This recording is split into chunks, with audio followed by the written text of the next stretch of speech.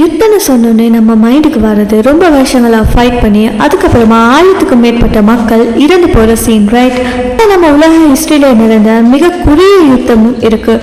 Just 38 நிமிடங்கள் தான் அந்த யுத்தம் நடந்திருக்கு.